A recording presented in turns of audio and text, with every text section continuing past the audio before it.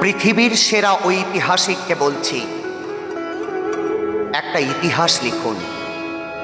প্রত্নতাত্ত্বিক শরীর চিরে আমাকে দেখাবেন না আদিম মানুষের শরীরে কটা হাড় ছিল।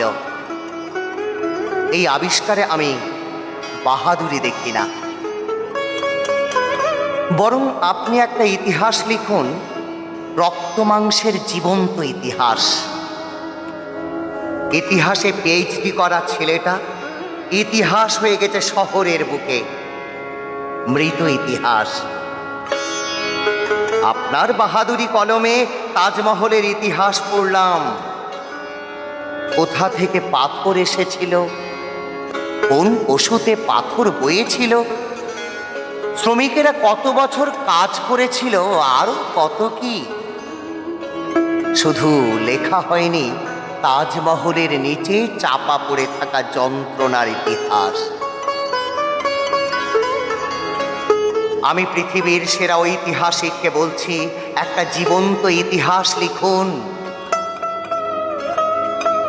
ধরুন 3 দিন অভুক্ত আছেন আপনার মা, কারণ আপনার ইতিহাস কেউ পড়ছে না। ধরুন অভয়া নির্ভয়ার অতৃপ্ত আত্মা রাত হলে ঘুরে বেড়ায় শহর জুড়ে, আর আপনার ইতিহাস প্রত্নতাত্ত্বিক ফসিলে গন্ধকের উৎকট গন্ধে নেশাগ্রস্ত মাতালের মতো প্রলাপ বকছে জনহীন জনস্রোতে। বাহ বাহ বাবা! আমি পৃথিবীর সেরা ঐতিহাসিককে বলছি, আপনি পারবেন, আপনাকে পারতেই হবে। জীবন্ত একটা ইতিহাস, যে ইতিহাসে মৃত মানুষের আত্মা জীবাশ্মে পরিণত হবে না।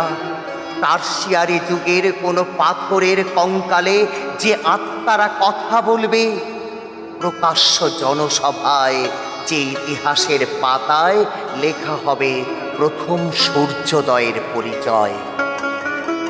নমস্কার।